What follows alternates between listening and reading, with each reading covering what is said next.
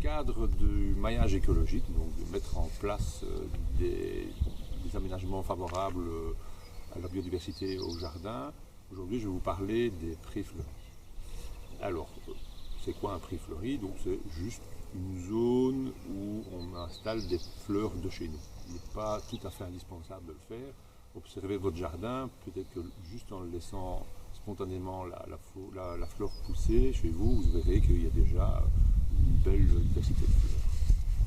Dans le cas contraire, vous pouvez mettre en place par semis pré fleuri dans votre jardin. Je vais vous expliquer les différentes étapes pour y arriver. La première étape sera de travailler le sol sur une dizaine de centimètres de profondeur et de l'affiner, comme si vous alliez semer un gazon, une pelouse classique. Choisissez un endroit ensoleillé, ça c'est vraiment l'idéal. Maintenant, si vous n'avez pas ce genre d'endroit, ou si vous avez un endroit libre, plus ombragé, il faudra choisir les semences en conséquence. Aussi, dans le choix de l'emplacement où vous allez faire votre pré fleuri, essayez de trouver une partie qui n'est pas trop riche. C'est-à-dire que les pré fleuris seront plus pérennes et plus diversifiés sur des sols pauvres. Donc si vous avez une zone envahie par les orties, mais ce n'est pas celle-là qu'il va falloir choisir pour faire un pré fleuri, parce que les orties sont nitrophiles, donc elles aiment des sols très riches, et donc ce n'est pas à cet endroit qu'il va falloir faire. Une fois que vous avez retourné votre sol sur une dizaine de centimètres de profondeur, extrait toutes les racines qui étaient en place, idéalement vous le laissez reposer pendant 3 semaines. Vous faites en fait ce qu'on appelle un faux semis. Donc le faux semis, c'est de remettre en lumière la banque de graines du sol qui va germer. Et puis au bout des 2-3 semaines, au moment où vous allez semer votre pré fleuri, vous passez un petit coup de râteau, toutes ces petites plantules vont partir et laisseront du coup place uniquement aux semences que vous avez mis en place sur le pré fleuri. Alors, la densité de semis d'un pré fleuri est très très faible. Et donc, vous n'avez pas beaucoup de graines pour une surface donnée. Donc si vous jetez vos graines là, vous aurez fait une toute petite surface, alors qu'il y a largement assez. Et donc, pour pallier à ce problème-là, il faut rajouter 5 parts de sable à vos semences. Ici, on a pris des semences qu'on a produites nous-mêmes, donc c'est-à-dire que une fois que vous avez mis un pré fleuri en place, à l'automne, vous allez pouvoir récolter des semences pour les distribuer ou pour après encore augmenter votre surface de pré fleuri. Donc je prends 5 parts de sable par rapport aux semences que j'ai mis dans le seau.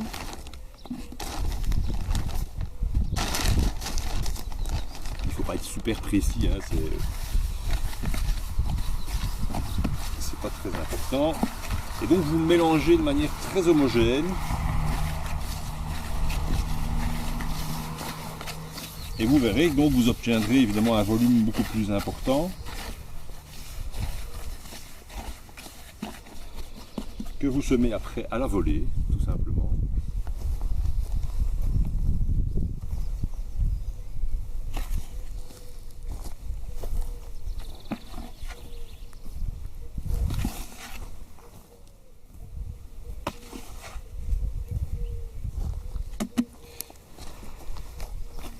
Je continue plus tard.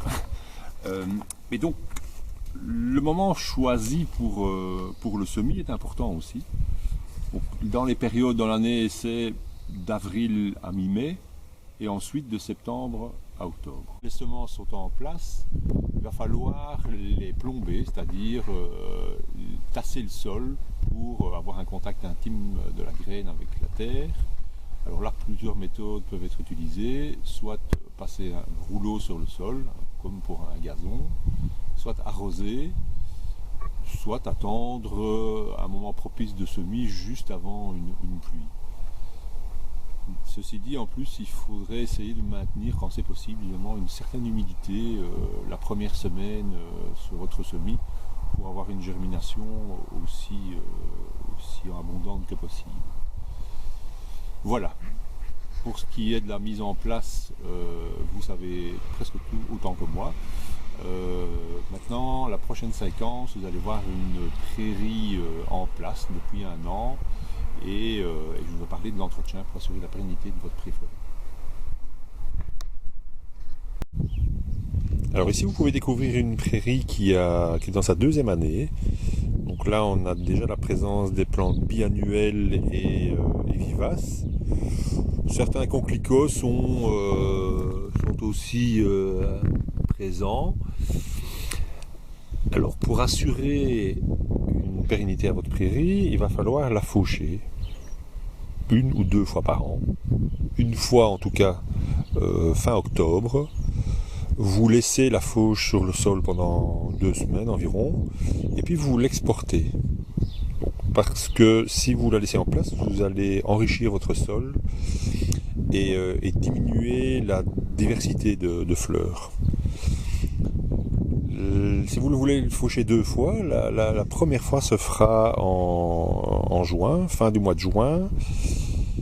Alors l'utilité de faire cela, c'est d'éviter d'une part une verse des plantes, c'est-à-dire que quand vous allez faucher, les tiges vont vite repousser pour refleurir, mais elles seront plus courtes, et aussi d'avoir une floraison plus longue. Et même chose, faucher, et là vous exportez tout de suite parce qu'il n'y a pas vraiment encore de fleurs maturité pour que les graines puissent tomber. Voilà, maintenant c'est à vous de jouer.